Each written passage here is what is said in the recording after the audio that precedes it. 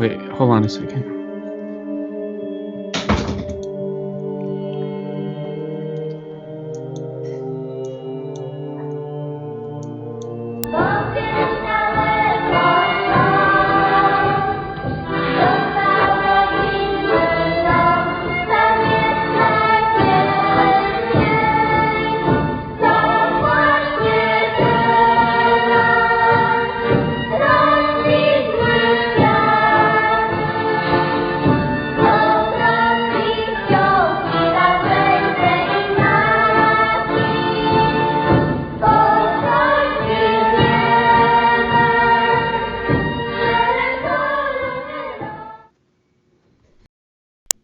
I can't hear anything. Can you hear me? I can hear you, but I couldn't hear the sound. Yeah, I still have to figure that out. I don't know what the issue is there. But you can hear me okay now? Yeah, I can hear you. Okay. So what's going on? I think... Yeah, I had some issues too. I was trying to play... I see there's a lag in the video. Is that? Do you think that's an eCam or is that? Yeah, I don't know. I never saw that with OBS, so I have no idea. I was reading the paper this morning, and Mitch McConnell said he was unhappy that Obama didn't leave a game plan for such a pandemic or emergency, and it turned out that there was one that he released in 2014. He goes, "Oh, I'm very, very sorry." I'm surprised. Oh, Mitch McConnell said that? Yeah, he came back and apologized. So how come nobody wanted to use that plan? It's a good question. I think what happened was there was a reserve, like emergency reserve, that they never replenished, but there was a plan for like an emergency. But I guess they didn't. I don't know. That's a good question. I have to look into that and see how much of that involved this pandemic. If they use that game plan, there's a special name for it, game plan for something emergency. But anyway, I took photos of one tree, but what I did was I took it at different depths of field, different apertures, f-stops. Okay. And then on some of them, I had to go up or go down on the exposure. Just because I was seeing clipping. And so I went up and down. So I took around 48 photos, but I'm still working on a presentation, on how to present it. So in lieu of getting you a final product, what I did was I took all 48 and I created a little slideshow you can see from the widest depth of field to the shallowest depth of field. So that's the video. I sent you a video. Did you send it to the to that link I sent? Yeah. Okay, I see it. All right. All right. You want me to go ahead and play it? Yeah. Maybe I should download it so that way it doesn't hiccup or anything. Let's see if I can do that. Maddie, can you do me a favor? Can you get that book over there? Hand that book for me. Which book? That book, that's the second book, the one that's not on top. Not that book, the other book. Yeah, that one. Thank you. Yeah, I'm not sure. How do I... Uh-oh. Come on. Who's calling in? Okay, thank you. What were you asking? No, I was trying to download it, Yeah. but I can't...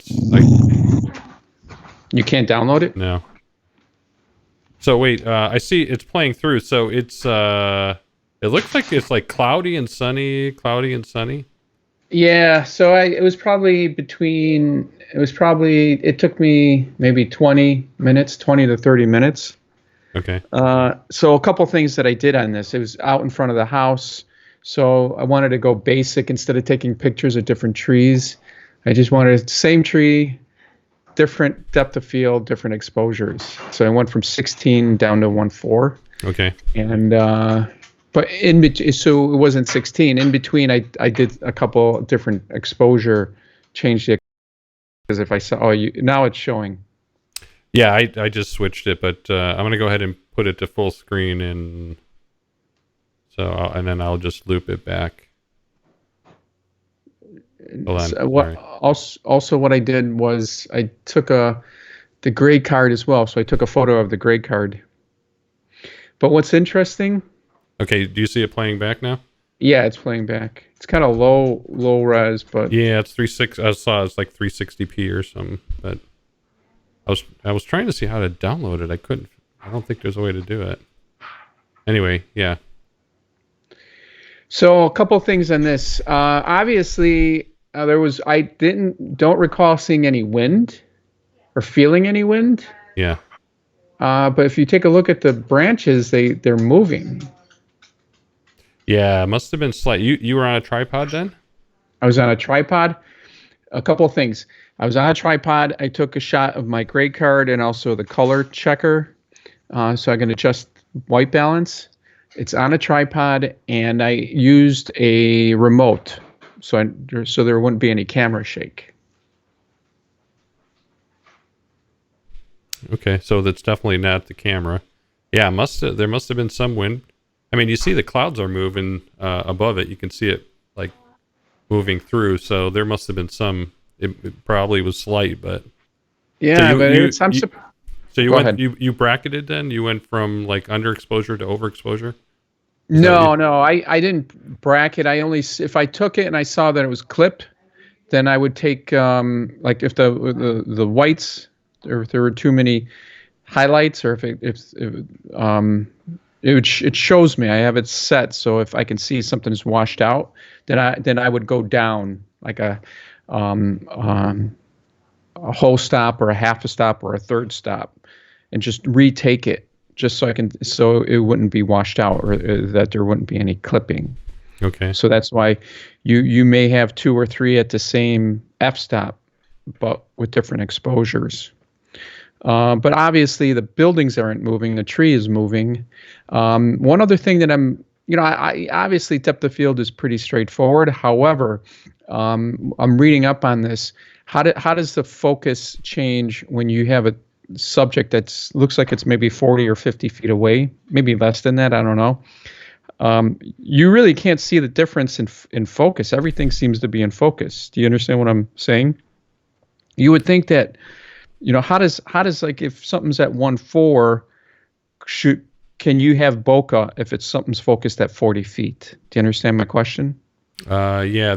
I mean, the further you go away, if you focus on the rear plane, I think there's it's a deeper, at the same f-stop, it's still a deeper depth of field as compared if you were closer. I could be wrong on that, but I thought either that or there's the perception of that. But I mean, if you were to focus on something in the background or in the like 40 feet away, if you had anything in, let's say a couple feet away, that would definitely be out of focus at the same amount. I don't know. That's, I guess, a question.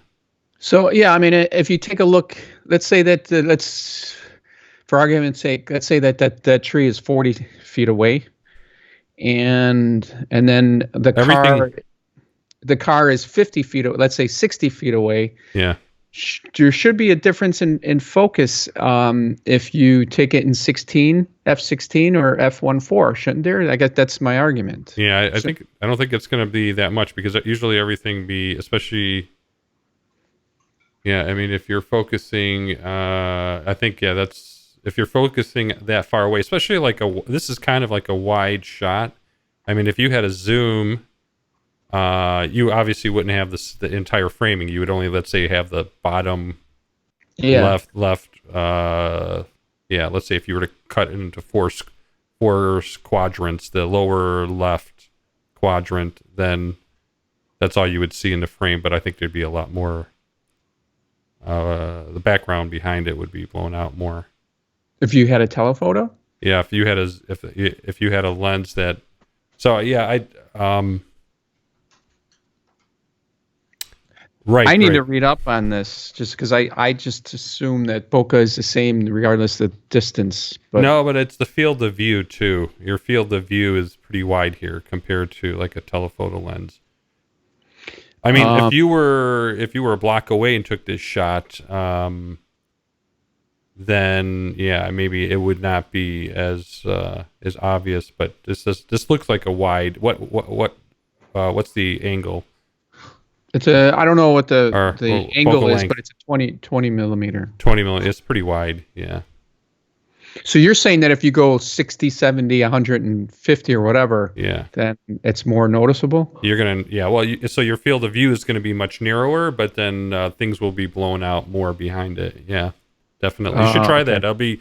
That'll be a good test. Yeah, if you're trying to blow out a background, that's why you see people. Sorry, let me finish the statement. I tend to do that, not finish my sentence, but yeah, if you oh shit, I see. Lost my train of thought. Well, you could stop this loop. Okay. It's mesmerizing. Yeah, but like a wide angle versus okay. I can't remember what I was trying to finish there, but what I was trying to move on, or what I was trying to say on the next point was, you'll see that portrait photographers will typically use like an 80 millimeter lens To blow out the background. Yeah. And you don't need, even at an f4 or f5, 6 or what have you, you're going to still have a pretty blown out background. You'd really have to stop it down. I don't even know, I don't know if I've ever even tried it at like f16 or f22 to see what happens, but So the relationship is the what is it, the larger the lens, meaning like 100 or 150, is the more bokeh you can create. yeah, the longer the focal length, yeah. Longer the focal length. Okay. Yeah. Well, that's interesting. I learned something new.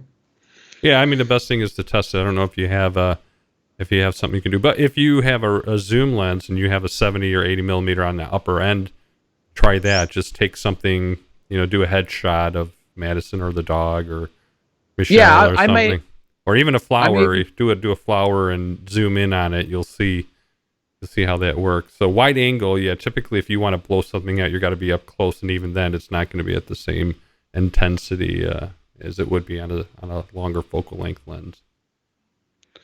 Yeah, I'll do that. I got that 70 to 200. I think that's what it is. The Canon 70 to 200. And I'll see if I can take a photo of the same tree. I'll have to go further back and see how it looks. Can I see your tree? Oh yeah, or trees. I took several photos. All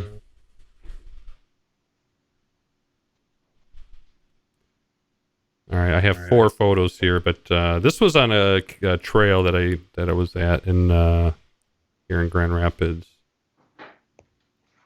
Allendale or Grand Rapids? It's Kentwood or Grand Rapids. I can't remember exactly, but so that's the first one. Any post? Well, I just converted to black and white. Although I think I shot in RAW, but my JPEG preview is in black and white because I was trying to do like a series of black and white photos. But here I was, there was a lot of trees. I think this was like in the fall, and or maybe it was early spring before things started sprouting. But I was kind of trying to do like a silhouette of trees. Use that theme, especially with the cloud. Like those clouds were like fast moving and it was actually quite bright. I mean, you can see that the sun is up. So the original photo was quite blue because it was a pretty clear day. I mean, well, aside from the clouds, but it was not a hazy day, so the cloud or the sky came through pretty much in a deep blue color. Were you thinking black and white originally, or you just decided? No, I was trying to. I was silhouettes. Yeah, so I was trying to have something. So I had to stop down the lens, but yes, to have a silhouette of the tree against the sky, or because excuse me, the trees against the other trees that obviously you lose something there. Here, let me go to the next one. So you wait. I want to go back. Can we still talk about this? Yeah. So you went out with the, thinking that you wanted to do black and white, right? Right. So you were doing silhouettes. Yeah. In this case, I wanted to do a silhouette of the tree. And so with that said, let's say that if you didn't want to do a silhouette, then you would use a fill flash to fill the light because you were shooting directly into the light, right? Yeah. If I was trying to, if I had like a deep, to bring like out the dark, detail. Yeah, if I had some shadow. Right. I think we talked about this last week a little bit. I would normally, I never shoot into the sun unless you're doing it on purpose for effect, and that's usually when you get the silhouette effect. So I'm just confirming, if you were taking, if you needed to take a photo and it was only into the sun and you wanted to get detail, let's say of someone's face, then you'd use a fill flash, correct? Yeah, I mean, if I needed to, but if there was the sun was behind me and then it was somebody's face and it was well lit, or let's say it was maybe a little bit shady, there was a little bit of shade, but there was still enough light to fill in the face, then I don't always use a fill flash. You can also use like a reflector too. Yeah. So the only time I would use a fill flash, I think, in the sun is that if I'm trying to expose for the background, and then obviously the person's face will probably be a little bit darker. Because otherwise, if I expose to the face, the background will probably be blown out. So if I expose to the background, and then shoot to the face, it'll be underexposed. So that's when I would use a fill flash. Fill flash, yeah. Okay. I'm gonna guess this was maybe shot at f8 or higher. Yeah, I should have brought that detail with me. Actually, this is sitting on another hard drive. I pulled it off and then disconnected, but I had all that info in Lightroom. I should have marked it down. Yeah, I'm thinking you gotta mark this stuff down. I know. I'm asking a lot of questions. I know, that's good. No, it's a good point. I think this was F11 or higher, F11 to F16. So typically I don't like to go all the way to the edge of the end of the aperture rating. Why? Because then it's usually when it's wide open or all the way closed. It's usually you're not shooting at the best resolution of the lens. So usually I try to stop up or down from the either end. So I'm thinking that I think this lens was an f16 max. So I think I shot this one at an f11. It's a good. So you think it's at f8? Because I can go back. Oh, no. I was being conservative. I was going to go even 16, but sometimes it's misleading. I mean, it looks like everything is in focus. So I'm just curious about the f-stop, and also the I would say, I don't know, 2000th shutter speed. Yeah, because so my priority is usually to go to the lowest ISO I can, so I don't have a lot of noise. So in that case, it was right into the sun. So I'd say 100.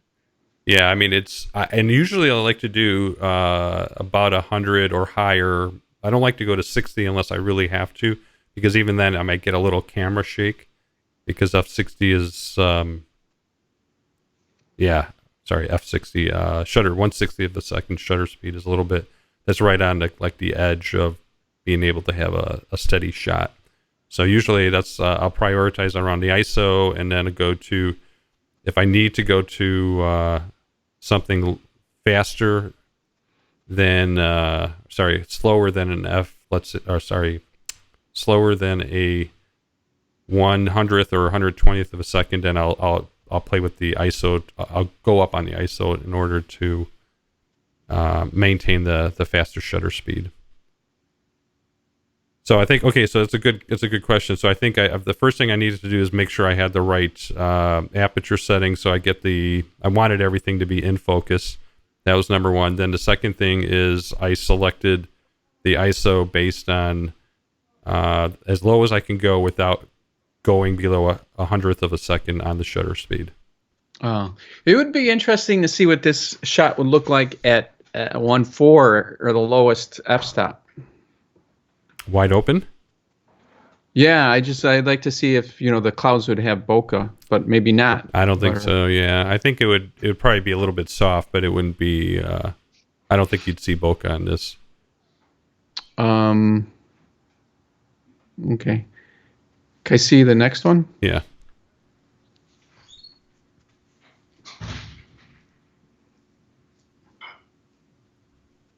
Oh, here. So let me read something. I was rereading my Speedlighter's handbook, and in the very beginning, this is what he says. Let me know when you're ready. I'm ready. Random ideas for every photographer. You can be touched by light, but you can't touch it.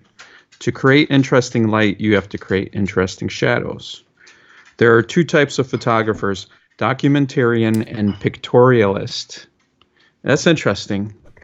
And then he goes on, you are not remembered for the gear you used, but the photographs you created. Choose to be a photographer, not a retoucher. Your best photograph is still out there. So it's interesting, documentarian or pictorialist.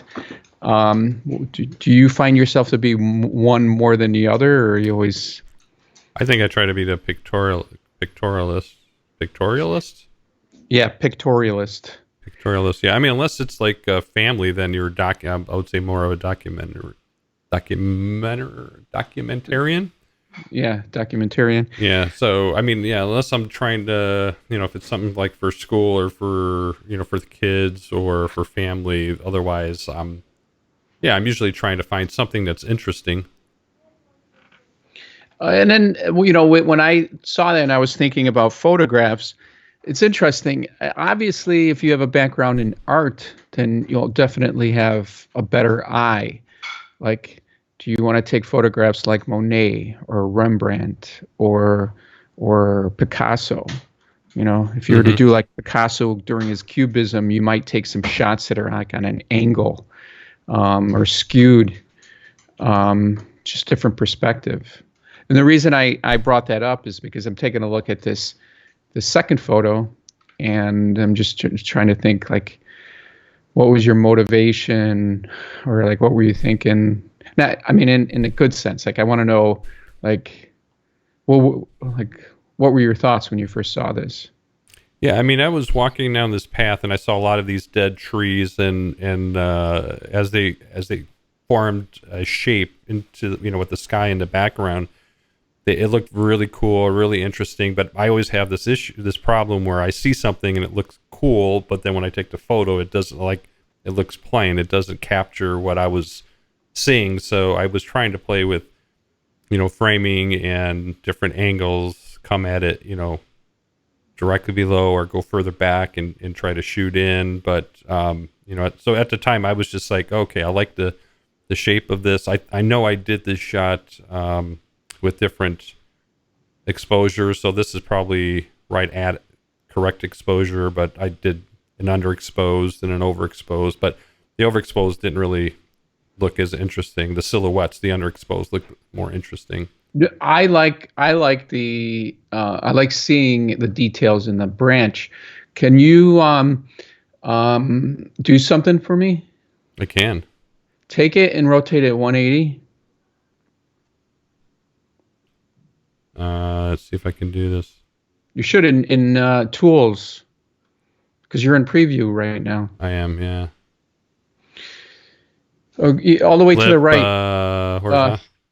Nope. Yeah, horizontal. No, yeah. Not this way. You want it the other way, vertical. Vertical.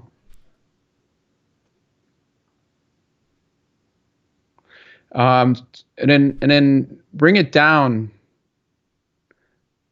What do you mean bring it down? So you don't see. crop So it's in there? underneath the screen. Yeah, like that. Maybe.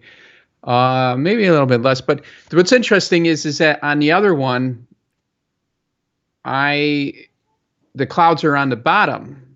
And I was curious to see what it would look like because obviously when you're looking at things, the clouds are usually in the sky, not on the bottom. So it's just that was interesting. But Yeah, I know what you mean. But then if you look at this, you're like, okay, well, how is this happening? yeah, Like, because it unless looks it's like the root or base is the branches are growing down rather than up. right. Um, yeah, flip it back.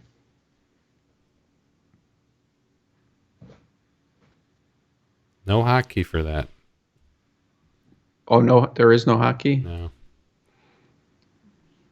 So I'm guessing this was probably shot like at f6 or no, I'm at 5.6. Which same camera? Yeah, it's the same camera and lens. I'm pretty sure it was a Zeiss lens too. So the Canon 5D. I'm pretty Mark sure it was II? a 60. Yeah. Oh, you have a 60? I do, yeah.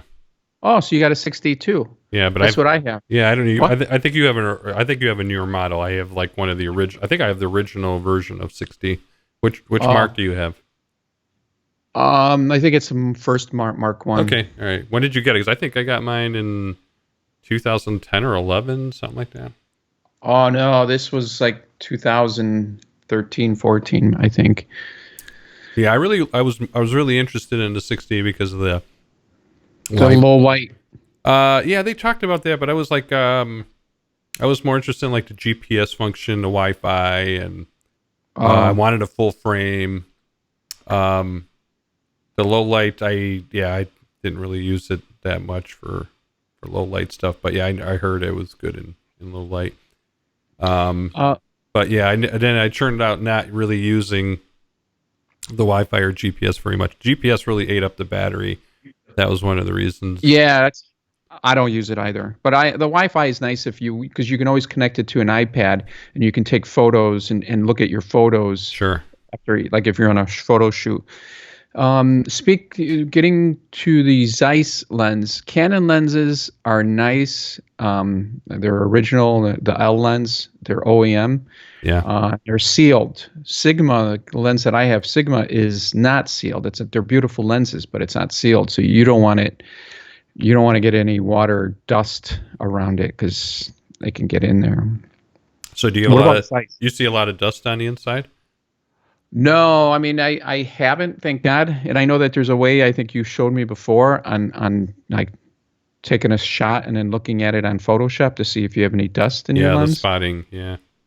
Well, there's two things. I mean, it could be dust on the sensor, and then there could be the dust on the lens. But I mean, the dust on the lens, you just put it up to the light, and you should be able to see. But yeah, I think usually the stuff you see on, like when you're in Photoshop, you see all the dots. That's from the sensor, dust on the sensor. Oh, from the sensor. Yeah, I'm pretty sure. Yeah. The 60, every time you turn it off, it does a cleaning. Yeah, but it's still it's not 100%. I mean, it's like a vast improvement from maybe previous versions or sensors. But I mean, the sensor's electrically charged, so there's going to be some attraction. So it has to try to deal with that. But yeah, anyway, yeah, it's I hate. I mean, I'm always surprised when sometimes I look at people's cameras and first thing I always do is look at the lens. Man, I've seen some with just like fingerprints and like somebody was eating something and there was like sand and dust and I'm like, oh shit, I've got to clean it. So I always will clean people's like I can't believe they're shooting it. And the funny thing is they didn't really notice it because the what do you call the focal plane is at the as where the film is or where the sensor is, so they can still manage to get okay shots, but it just amazes me every time. Wait, where do you come across these people? Just people like either I work with or just sometimes you meet somebody somewhere and they're like, oh, taking photographs. Oh, let me see that camera. So maybe they have a camera I'm interested in. So this may be a quick side question. On a nice lens, will you put a UV filter or some kind of filter glass to protect the lens? I think. Let's see here. I think I do have one. Let's see. Because to me, I try to avoid it. I keep it on there when, as protection. But anytime I'm actually going to shoot, I prefer to take it off because the glass is really, good glass, and then you put this cheap piece of glass in front of it. It's the lowest common denominator. So. Yeah, but I mean, there's some I think B&H or not B&H or BH, BW, or BW. Yeah, but I think Zeiss you'll see Zeiss has some glass that's like a non-UV coated. It's just a clear glass intended to be used for protection, like 100% transmissibility, and it's 100. They're not cheap. Not cheap glass, but I mean, if you really want to protect and not lose quality, I think you have to go with something like that. Well, what's the other? There's a German company too. BW is one of them. But there's also a German company. Zeiss is a German company too. Another one. Hold on a second. Tiffin or Tiffin, I think. That's an American company, right? I think. I'm working around a dog here. Max. Sorry.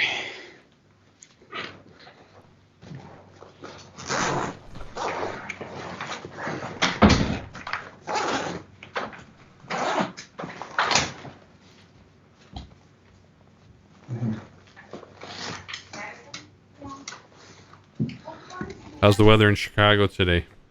Oh, it's nice. It's a little cloudy, but the sun is out. I'd say it's maybe about 69, 70 degrees. How about in Michigan? Yeah, I think it's up there. Let's see. What is the temperature? Yeah, 66 right now. Expect to get to 69. Yesterday was a pretty nice day, too, but yeah, the allergy is, or the pollen count is pretty high today. So I'm trying to be careful, but we've got some landscaping stuff that we've got to do. Oh, you do? Yeah. So I got a BW. Let's see here. So you typically will keep it on then?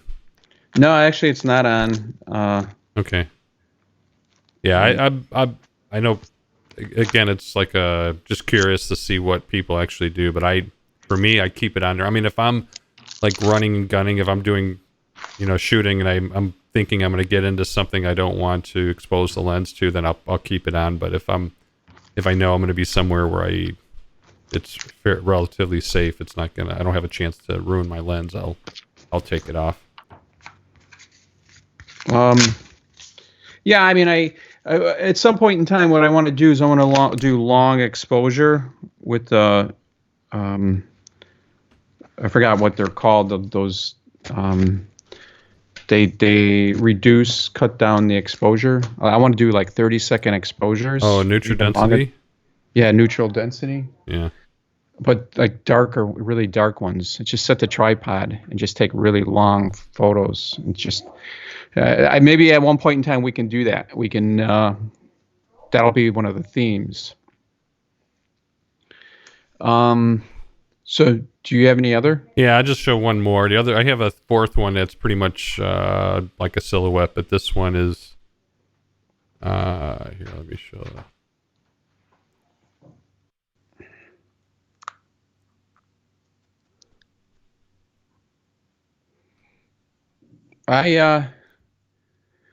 Starting to see a theme here.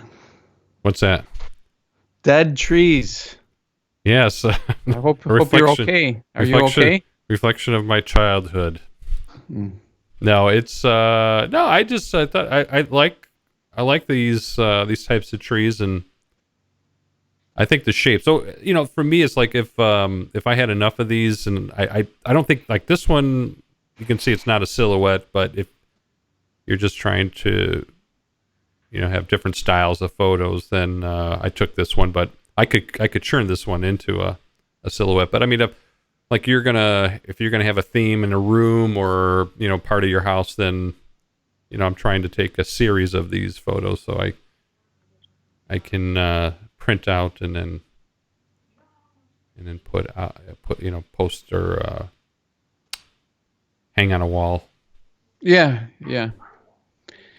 Going back to something you mentioned before, you framed it with your eyes or hands, and then you thought it was a cool picture, and then you took it, and it's not the photo wasn't exactly what you were looking for. Right. I mean, that's interesting. It's and that's one of the things that this guy talks about in rereading his book. Obviously, human beings, there isn't any bokeh, and a lot of things that the camera does. So it's just and the metering in a sensor in the camera doesn't see grays the same way that human beings do, or greens. So that's why it's really important to really get to understand the camera, and when you're taking photographs, you really have to have a good idea of what you're looking for, and then manipulate the camera the way that you want. That's what's fun. That's the fun part of photography. Right. Yeah, I mean, and so some people's approach, like they talk about they being books or experts, that you really need to train your eye, go out, take photos, and then critique them and see what you like and don't like, and why didn't come out the way you expected it to, and then also do the same for pictures that you do like from other photographers. So, but in the process, you can take a lot of photos, and with film, that used to be a pretty expensive proposition, so people would be more careful, in what pictures they took, and probably spent more time setting up the shot and looking and trying to understand what they're trying to get. But now, with digital photography, you can just try everything. So there's really no excuse not to experiment, these days with digital photography, because you can, I mean, then, the flip side is that if you just focus, if you just do that, I'm saying there's got to be some balance between, okay, set up, do your framing, look, figure out what you're trying to accomplish, and then take the shot. But don't be afraid. Don't get stuck where you just are like, okay, you're only going to take 5 shots. And I don't know, maybe some people might say that's the way to do it, but I think if you go out and experiment, you'll hone in your eye, and you'll train your eye, and the more photos you take, But so I think, so one part of that too might be just take a bunch of photos, and then you don't really spend time critiquing it. That's I would assume that's not very good either. But you don't like, you're saying taking a long time to take it? You don't like that? No, I think it's okay, but I think don't get stuck where, like, I would prefer to, especially in the beginning, take more photos and spend less time trying to get something perfect, because you can look at it, and you're like, okay, shit, try this, move it, tweak it, rotate it, zoom in, adjust the aperture, whatever, play with the setting, and then you take it, and I think you can take the approach of, all right, I'm going to shoot more photos, not spend as much time, and then go back, critique my photos, say, oh shit, yeah, I could see where I really like these photos. This is the way I like to frame it, and then go back and do it again, and just start tweaking. But I think the more photos you take, I think the point I'm trying to make is the more photos you take, then if you critique your photos, that you can hone in on your craft fairly. So you're saying that the more photos you take, the better idea you'll have. Like the setup time will go down the more years that you. Yeah, I mean, either you're going to do it either one of two ways, or not one of two ways, but I think two approaches, and then it could be something in between, is to spend a lot of time framing and setting up your shot, and then the other path is to just take a bunch of pictures and with different settings or different framing, and then come back and then compare and say, okay, I like these photos. Why do I like them? What did I do? And then that you're learning from that, because you're saying, okay, these kinds of shots are framed this way, and this aperture or shutter speed produces this type of photo. And you can learn that way, or you can learn by taking fewer photos but just spending more time on the entire process on a single photo before pulling the shutter. I don't know if that's. I don't know if it's not, this is. Yeah, not sure but I'm coming. I think it's important to always be open. Green, you grow; yellow, you rot. Always be open to new ideas. But I think that it's the 10,000-hour rule. The more photos you take, better idea.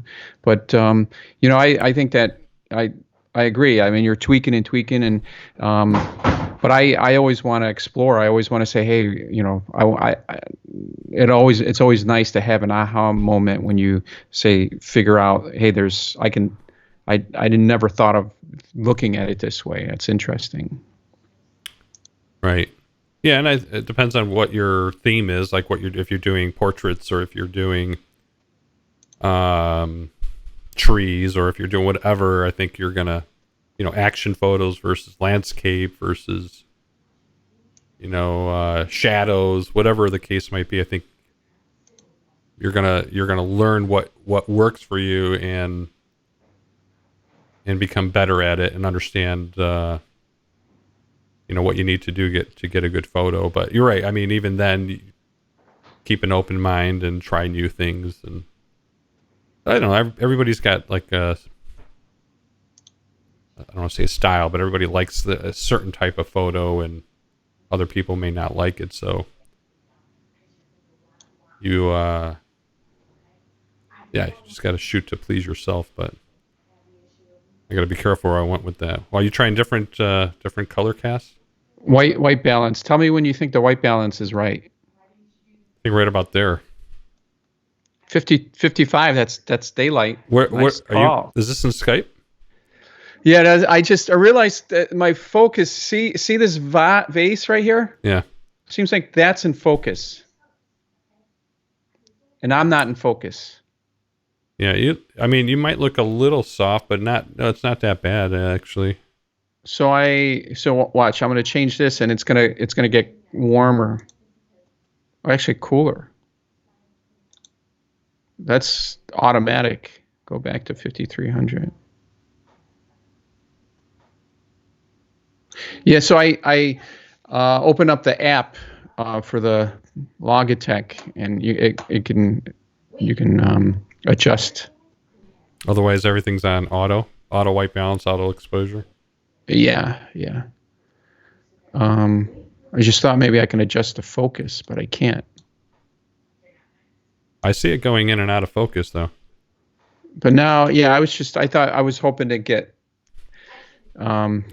bringing the focus a little bit closer. Yeah, because you're not centered on the frame, so I don't know if that's it or not. But yeah, there's closer to.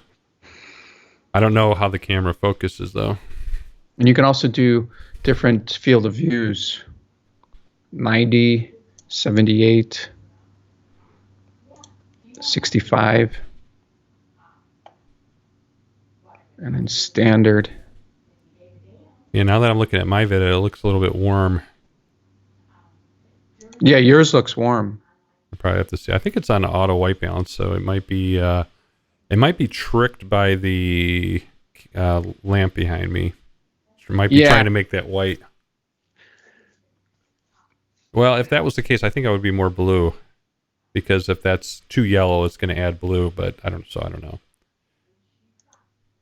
Yeah, I don't know what the dominant color is trying to balance.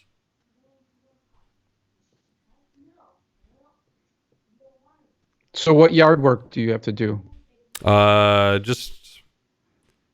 got like weeds growing through the cracks in the driveway. Not it's not horrible, but they're starting to come up, so I got to spray that down. And then we got to get the flower beds set up to bring in mulch. So there's weeds, a bunch of weeds. So we have people that will cut the grass and fertilize, but they don't get into the brushes and where the flowers are usually at. So we got to just clean that up.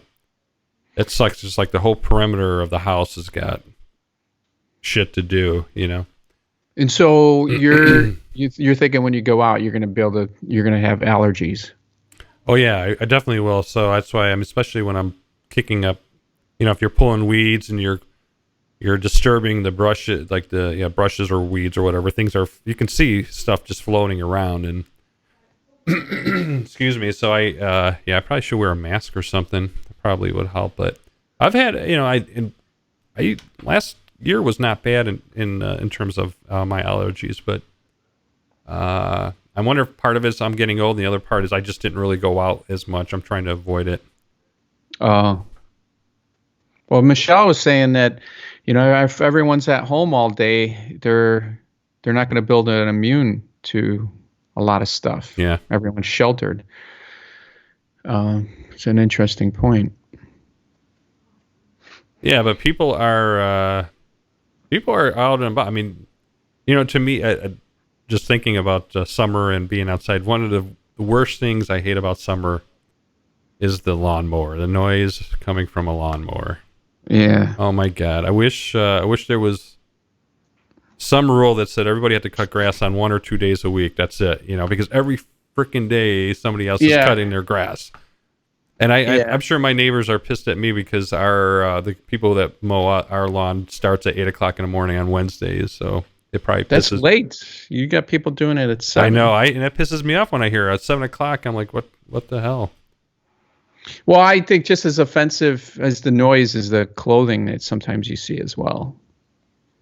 I don't know what that means, but well, the socks and the plaid shorts and stuff. And you're joking, right? Yeah. I know you're easily offended, so.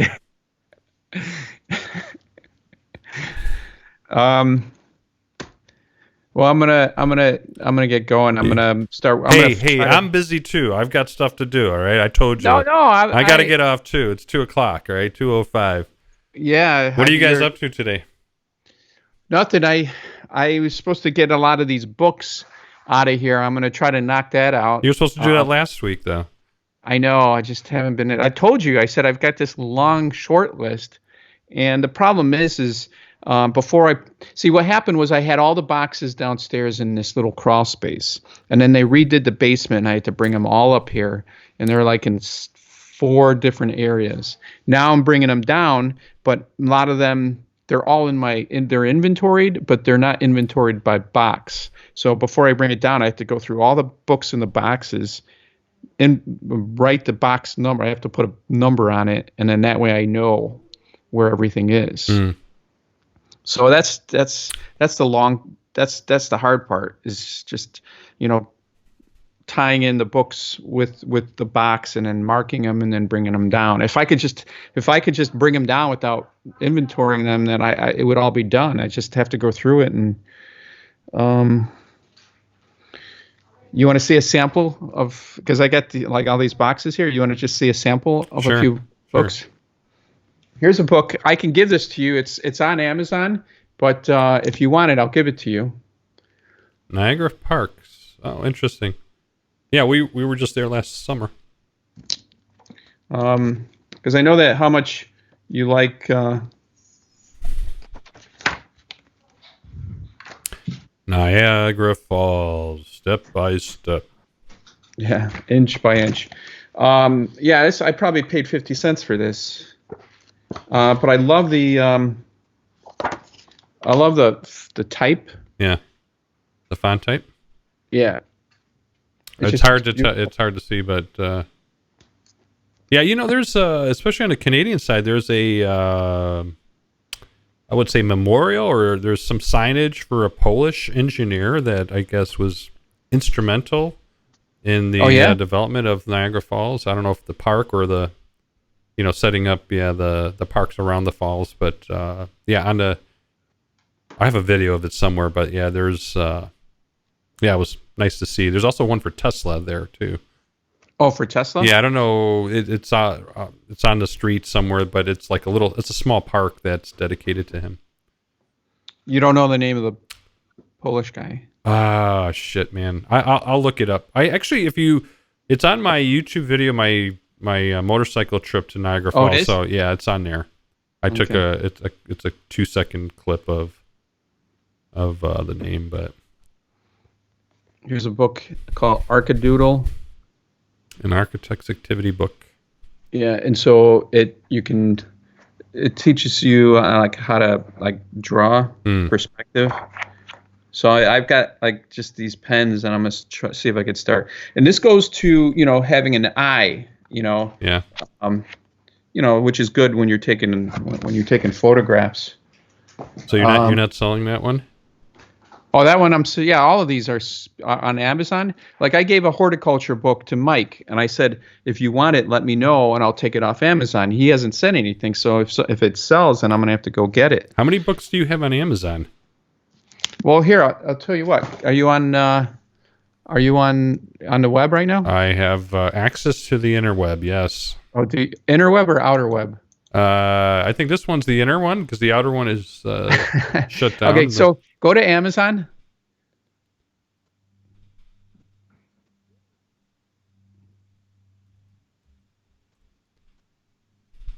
Okay, so yeah, click on go.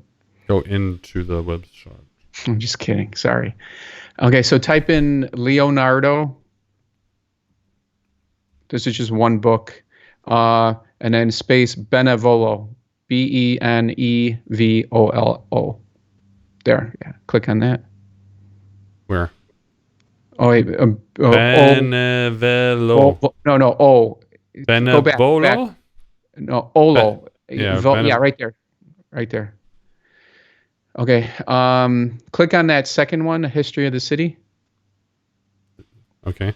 History of the City. Okay. Okay. And then scroll down. Okay. Go back up. Okay. 16. Click on 16 used. 16 used. Right there. Okay. And then scroll down. Oh, looking for your name on the right side. Zed Books? Yeah. Is that you?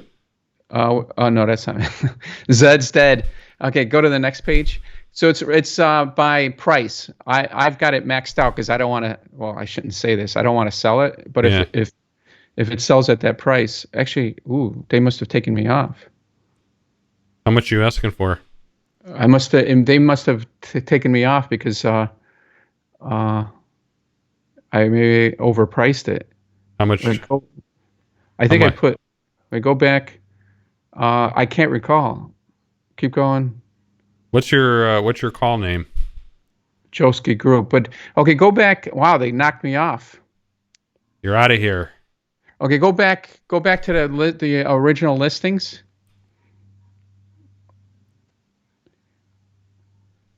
Go back one more.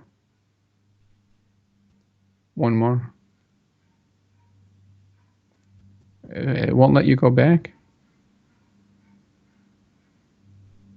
No, one more. Yeah. Okay. How about that one? The history of modern architecture. Okay. Click on 25 used from 186. Where's that at? To the left. To the left. You're out of the left. Wait, so the problem is that part of my screen is covered. Oh, I'm sorry. No. So it's I just got to move things. Okay, where? It's underneath where it says paperback 984. Paperback 984. Shit, man. Oh, okay. 25 views. Go down. Okay. Right. Yeah. Click on that. Okay, and then scroll down. Can I just look you up by your group and? I don't know. I don't think so. Let me see. It's easier. And then 3. JoeSki Group 53. Wait, where do you? Oh, right no. there. There you are. Yeah, 100% positive. Okay, everything was perfect. Shipping. Where does it show all the? Okay, so go back on in wait, shipping policies. Go wait, returns. Hit maybe 100. Ask a question. It should be Other books by JoeSki Group, right? Yeah, where is it? Yeah. No, I don't see it, but I'm just. Wait, scroll down.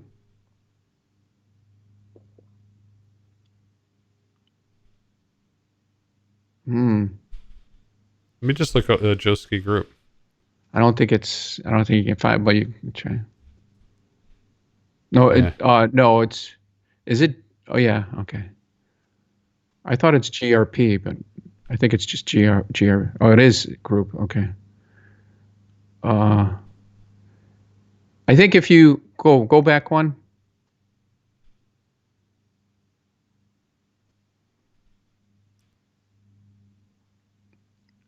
Click on. Yeah, click on that. I guess that's what you already did. Yeah. Shipping policies help. Yeah. You'd think they'd want to. Well, there used to be. Yeah. Wait a second. You used to be able to do that.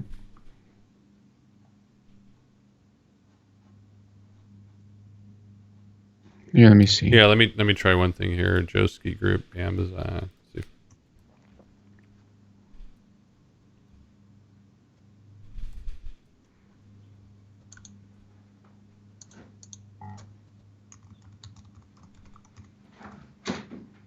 JoeSki Group, right? Yeah, I don't think that's. JoeSki Group, yeah. No. Anyway, yeah, you got a lot of books on there, right? Yeah, you used to be able to look. It's kind of frustrating. Yeah, I mean they tend to do that with. Maybe not. Maybe I'm thinking of other websites that will have related or other things for sale. eBay for sure, they do that. Well, but. Yeah, they used to. They took it down, or they changed the navigation to make things easier. Here, let's see.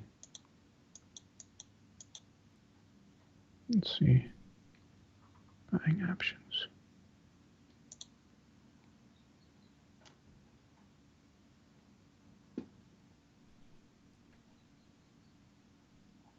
Well, they changed Amazon said that they changed the navigation to reduce.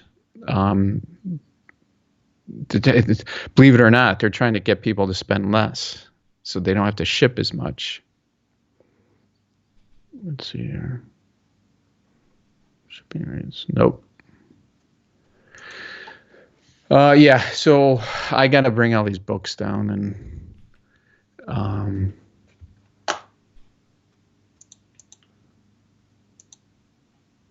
Leave Cedar next.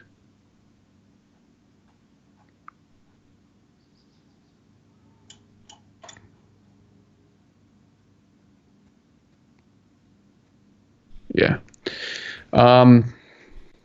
Yeah, I also have to go through and update some of the pricing because there's probably 50 books that they knocked me off because it's probably overpriced. And I don't know. I just don't. So if you're outside like the what do they call it, the standard deviation, then you're out. Yeah, they said your listing has been deactivated, and so here's a book Tot used to have, or I think he still has. Solzhenitsyn. Yeah, very famous guy. He eventually went back to Russia. Oh, he did? Yeah, they let him back in. He died there, I'm pretty sure. Well, what's interesting is in the Wall Street Journal, they talked about this woman that worked for Solzhenitsyn that met the Pope, and the Pope actually had a spy in the Russian government, and it was through Solzhenitsyn's assistant. Did you read about that? No. Yeah, when I go see Tot, I'm going to bring it tomorrow He was reading articles that I gave him, but lately he hasn't. So I don't think he's going to read it. But I thought he might be interested in a spy, papal spy in the Russian government. Here's another one. The Polish way. Marsz, marsz, Dabrowski. All right. Hey, just a quick question. Have you watched the Last Dance series? Yeah. Have you seen every one? Yes. Okay. Yeah, I'm like almost done with 7, waiting for 8. So, a couple questions for you. What do you think of the? I think it's probably mostly editing, because it's a lot of stuff that you have to edit. What are your thoughts? I mean, you can look at it different ways. You can look at it as a documentary. Look at it as just like cinematically, directorially. How do you think it's put together? What are your thoughts? I think it's well done. I mean, it's supposed to be about that last year, but it's really about everything leading up to it. And so, but I mean, yeah, I think it's done well. In the flashbacks, they go back and forth. Yeah. The timeline. So you like that? Yeah, I'm okay with it. I mean, there were a few times I'm like, why is this important to that last year? But sometimes, so maybe it was a few times where I thought they were being what do you call it? They were taking too much creative. They were putting too much to keep it, a 10-part series. Yeah, some of it seemed like it was filler, but overall, I think it was well done.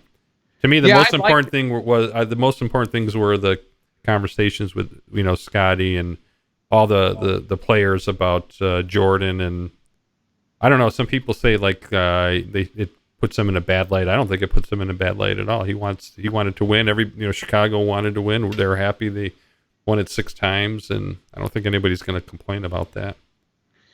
Well, you know what Ken Burns said. Did you hear what Ken Burns said about the documentary?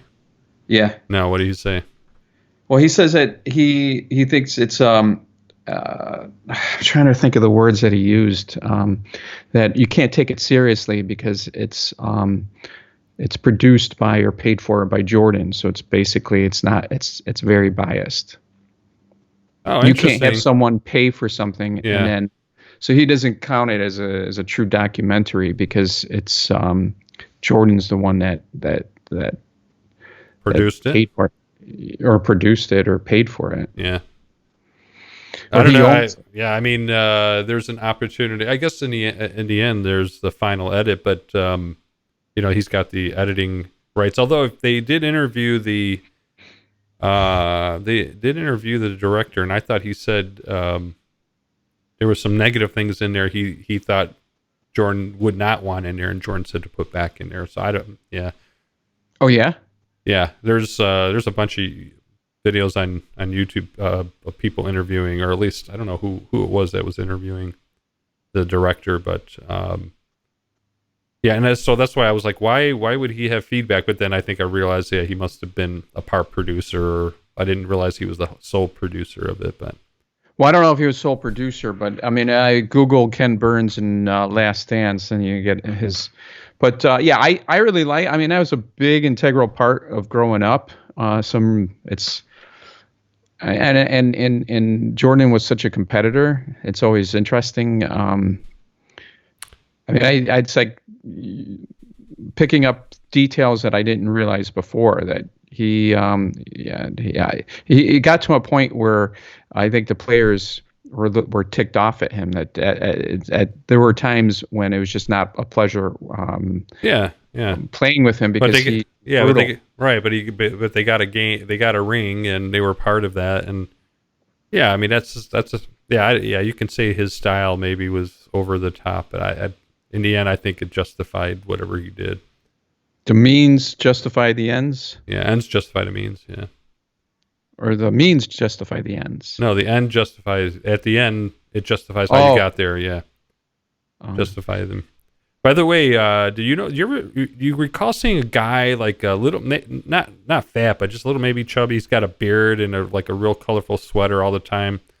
He's always he was actually interviewed. I saw him in I think the 7th episode, but he was like his title or his they had him marked off as like Jordan's driver and best friend. Yeah, that guy actually either he went to Foreman. But he actually was at Foreman talking about he picked up Jordan from the airport, and I remember saying, like, I don't know who's Jordan. I didn't really pay attention to it, but he eventually became like. So we heard that story from him that hey, he got a nice tip, and he's going to be driving Jordan around more, and nobody really I think paid attention until maybe later, but he has some connection with Foreman, so I remember seeing him at Foreman with his limo. What was he? He wasn't a student. He's older, but he either knew somebody or maybe he was like an assistant coach or something.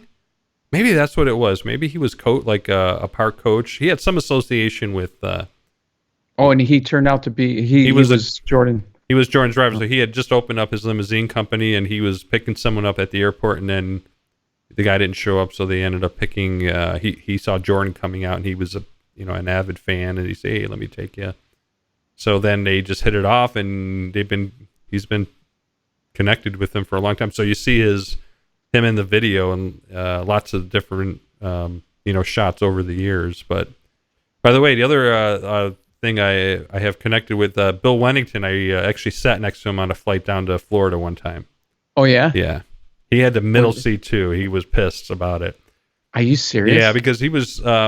He got bumped on another flight. I guess he had first class. It was going down to, there was some event down in Florida. And so we were talking about just like his time on the Bulls, and it was pretty cool.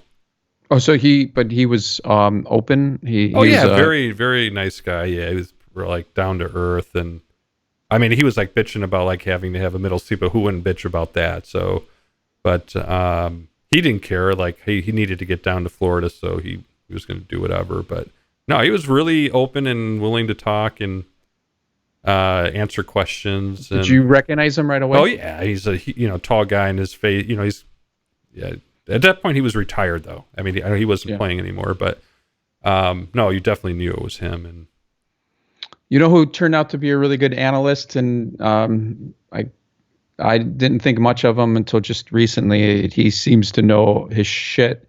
Is Purdue. I didn't know that. I don't really watch much like TV. Everything we watch is on Netflix or Apple. But this one, I have to subscribe to Sling Blade or Sling or something to watch this series. Oh, The Last Dance? Yeah. Oh. Because you can't really. I mean, I'm assuming eventually it'll be on Netflix. But I'm like, everybody was talking about it. I'm like, okay, I gotta see what this thing's about. Yeah, I mean, everyone's telling me to watch that Tiger King, and I'm not going to waste my time. I wouldn't waste your time. It was not that good. Andy and Mike were raving about it, but I just I don't want to say, I wish I had those 7 hours back or something, however long it was. Yeah. No, there were parts like when the girl got her arm bit off, there was a video of that. So there was some interesting parts, but there was another one that could have been cut. That whole thing could have been cut in half. They just re-show the same video, like they recap. They just like recapping and recapping. And someone said that Trump's going to pardon him. I don't know. Yeah. But I mean, Last Dance I'm interested in because it's Jordan and you learn about him. But Tiger King, I'm not. So do you want to do another set of themes for next week? Yeah, sure. Or do you want me to come up with it? Yeah, why don't you do it so that way I'm not putting you on the spot. Okay. So if you, I'll just throw out a theme. If you already have photos, then you can use the photos. If not, then spend 10, 15 minutes shooting something. I shall. Is pornography allowed? No, I think on YouTube because we're streaming on YouTube. It's not allowed. I can blur it out though. Don't worry. Actually, no, I'm not that, but I meant what's a clean Anyway. You want to finish your thought? I want to know where you're going with that. No, it's like nudes or nudes allowed, not pornography. Nude dogs, nude animals, insects. No, mannequins. Well, if that's your theme, nudeness or natural. I mean, if you say just shoot something natural, then it could be interpreted as being natural. I know. I was kidding. I mean, I don't even know. It's like right now we're going to be tagged because I said that word. It's like you gotta be worried about everything you say. I know. It's the police state now on YouTube. It feels that way sometimes. Morality. Yeah, they're Facebook has the same thing. They're going to talk about morality. Oh my God. What a joke. Well, I don't know. I mean, Facebook, I think they're doing whatever they can to make money. But what I just read this also, and then I'll let you go. What sites are doing is they're taking content from other sites, putting it on their site, backdating it a year earlier, and then asking Google or Google for the digital management rights or certificate or something. They're saying, no, we had this content before them. And so then the other site would get knocked off, and then they can take that and manipulate the content. Yeah. Did you hear about that? No, I haven't. But I would think there's got to be ways to prove that, but it might just be a process and it takes time or something. It's a pain in the ass for somebody to deal with. Because I'm not a big fan of the whole copy. Like I'm not making any money on YouTube, so why can't I have a video with music on it? You know, what do they call it? Domain. There's a thing that you proclaim. Now that's eminent domain. That's not what I'm thinking of. Eminent domain. No, but that's not what I'm thinking of. It's related to copyright. Yeah, but I mean, if you're saying, hey, I'm just using this for, just for general use, I'm not making any money off of it. But I mean, you put up a video with music that is in the library, somebody claims rights to it, then it's just, whatever. It seems like a... Oh, you're saying that someone could take your content and say that it's theirs. No, sorry. I'm making a video and I put some background music on there, and it's a song I like or something. That I can't use that because, in a lot of cases you can. Then they just either demonetize you or they put advertising on it, or if in some cases they'll remove the video. I had a video that I put up. Josh was in the Arkansas State National Championship for rugby. I videotaped that, and then some Sony or somebody claimed it as theirs, so they took it down. And then I had to, and it was like, it seemed like it was a music company. It wasn't really like ESPN or someone. Then I had to fight it. It didn't take that long. It took a couple weeks, but they eventually gave it back. Oh, by the way, it was another video that I had taken of like one of the leading up to the national championship. I had taken a video of one of the playoff games, and ESPN, who was also televising that televising the national championship, used my video. They pulled it from YouTube and used it in their pre-game thing. Yeah, it was like, it was. Did they ask for your permission? No, they didn't ask for permission, and they just took it and used it.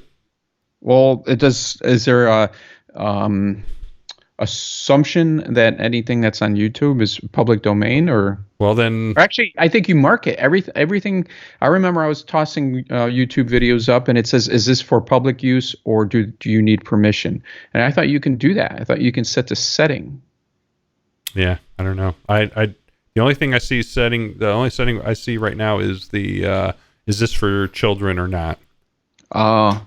I thought there's something that says maybe you own this content, or I don't know. Like, there's a few other settings. I'll have to take a look at that, but whatever. It's a lot easier for those companies to police you than you policing them. Yeah. So they can take it, and you really don't have a lot of you don't have any recourse. To deal with it. You probably have to jump through a bunch of hoops. I don't know. Maybe if I should see if that video's up somewhere from ESPN. Well, you could put little pixels Tracking pixels. I know you can do that with photographs. I wonder if you can do that with videos. That way, you send out a bot and it says, okay, is this out anywhere? And it'll tell you. Okay. Um, Yeah, it's the whole thing is like I guess it has to exist, but I don't. Yeah, whatever. I mean, I know people steal like stream or BitTorrent video, like movies and whatnot, and I don't really necessarily agree with that, but well, as a music, I used to be a musician. You are a musician. You should not. I mean, I could see that if I put some music on, I just assume that I'm breaking the law and that I should get permission. I don't. In any way, if you're using a 5 second clip or 20 second, yeah. or the So whole I song, mean, yeah, I mean, but if like you're doing something, you're making a video for your family, so that's technically not legal either, right? I'm saying So, that if you can't use the music, if someone else created it and it's copyrighted, I don't think you should. I think you have to come up with your own intro music. I yeah, think it's. I don't. Yeah, it'd be nice. I think you can go ahead and do it, but if someone says you got to take it off or you're going to get sued, then you just have to assume that that's the case because I think you want to protect your musicians. yeah.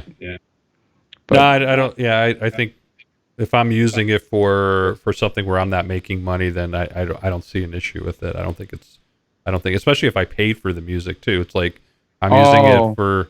Well, I mean, you can say that about I paid for a movie, but you shouldn't restream that for people to see. But if like, yeah, it's interesting to see a lot of people use videos, like create YouTube videos and have like like few 1 or 2 second clips of like either television or other things that I'm curious that they're not being found and being penalized for that, or maybe they are and they're just getting demonetized. Because I'll see lots of videos with like clips from TV or clips from movies, and it's like, okay, and it seemed like those are YouTube folks that are making money off of their videos. I remember what you were doing documentaries, and you said the hoops that you have to jump through just to get like to take video out in the public. You have to get releases and. Yeah, I think it's just you got to jump through a lot of hoops, but yeah, I mean, there's like, what is if you're walking down a public street and there's a McDonald's there, are you supposed to cover that up? Like, you're out on the street just filming. Well, weren't you trying to upload or get something to WTTW or something, and weren't you having an issue and they said you have to follow these guidelines and they were just too exhaustive? I don't remember. Yeah, it could be. I don't remember what that was though. I remember going through that. I remember wanting to, like do some documentaries, but then, just reading about like all things you have to do. But there are also ways to, Creative Commons. That's what I was trying to reference. There's a thing called Creative Commons that you can use.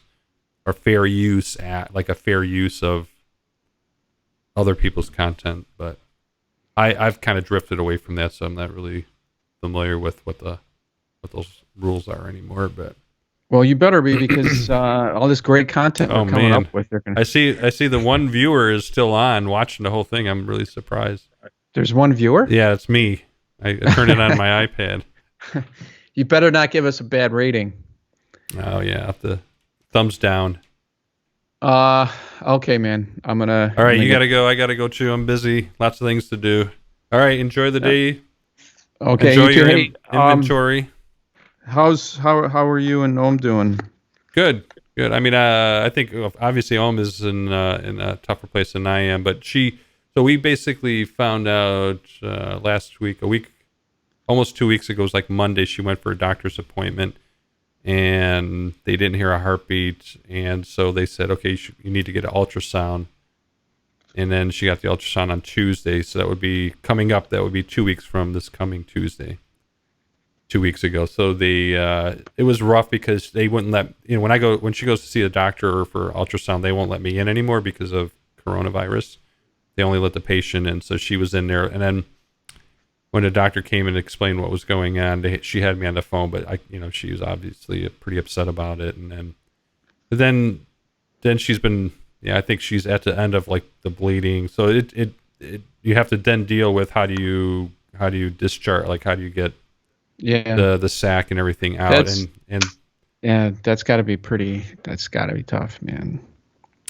So I think she's doing better now, but 2 days ago she was I think it was like the main episode because she had some like blood clots like coming out, and then a lot of bleeding for like an hour or two, and then we were about to go to the hospital because they say if it's just heavy bleeding for a few hours, then you probably need to go. And we called the doctor, and they said just monitor it. But so I think right now she's, obviously she's pretty depressed about it. But the problem.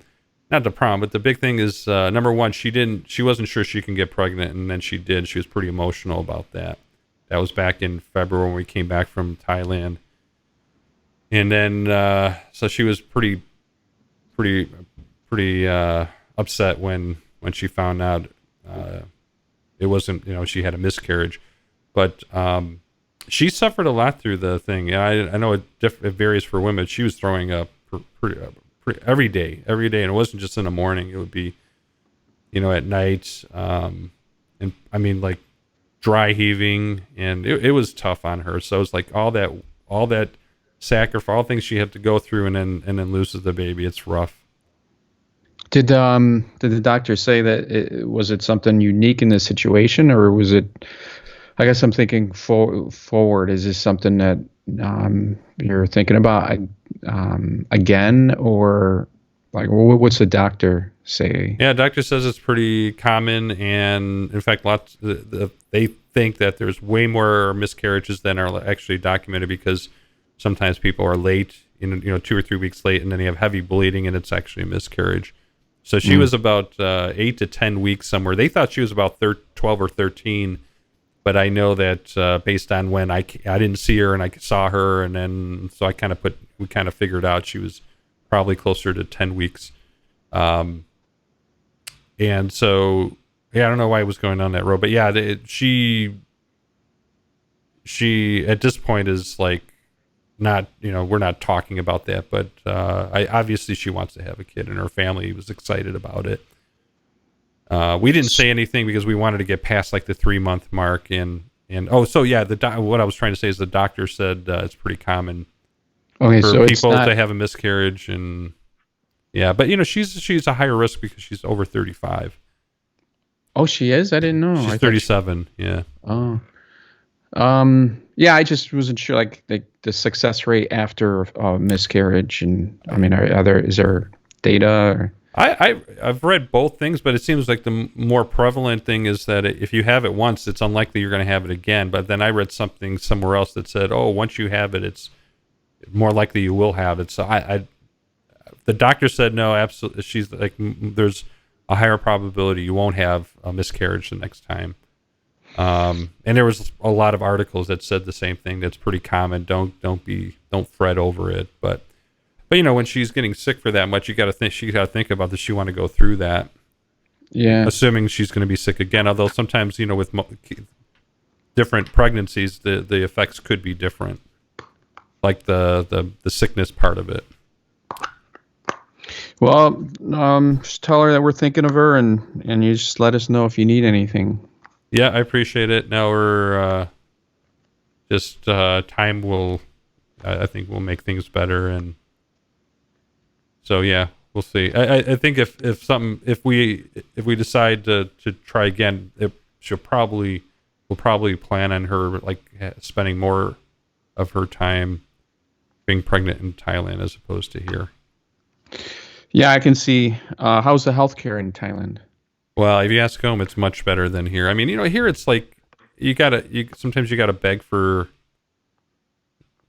For things like if she's not feeling well, it's like, okay, well, just, let it, wait a while. And she's like, in Thailand, if you're pregnant, you're not feeling well, you just go to see a doctor and they look at you and they do an ultrasound or something. And here it's like, okay, no, wait, you do your blood tests and then 4 or 5 weeks later, come back for a follow-up visit. And And if she's throwing up, it's like, okay, well, try taking vitamin B6 and try this. And in Thailand, she's not feeling well. She can go to a doctor pretty easily. So there's like no limit. I mean, yeah, it's not involved with, you're not thinking like monetarily, because in the United States, it's all about who's going to pay for it and whether you need approval. Right. She can't understand how you have insurance and you're still paying a huge copay and part of the bill. Like, we have up to $2,000 a year, and then after that, it really kicks in. So I think a lot of insurance coverage is like that. Where is it socialized medicine in? Yeah. I think they have both. I mean, there's free healthcare, and then there's the paid one. Of course, the paid one is better. Her mom, but even the paid one is not that expensive. It's not like it is here. Her mom got sick, and she was in the hospital a couple years ago, and Om got really worried because she thought for what what her mom had, I can't remember what it was exactly, but she didn't feel comfortable that with her being in a public hospital, so she pushed to have the family move her to a private one, and she flew over like an emergency flight over there to help take care of her and stuff. So then they had to pay for that. You have to pay for that, and I think it was like $500 or $600 for like a week or 2 weeks in the hospital. It was not that bad. I mean, comparatively speaking, to what we pay here. But yeah, I know it's. And the other problem is that she doesn't always understand everything, and I can't explain the more technical medical terms to her. So it's frustrating for her, and I understand that. So it's like I can Google translate for you. They do have translator service that they do cost, but sometimes the translators are not very good. So it's just an overall. It's just like it's tough if you're from a different country. It'd be pretty cool to have a Thai doctor. I don't know how many there are. Yeah. Okay, well, stay safe and just let us know if you need anything. Okay? Appreciate it. Yeah, no, we're good. I appreciate it. I'll pass your wishes on to her. Thank you. No, thank you. So. Dziękuję bardzo. Nie ma za co. Do zobaczenia. Na razie. All right. Okay. Peace out. I'll talk to you, Joe. Thanks. Okay, thanks. All right, we'll see you. Bye. All right, bye.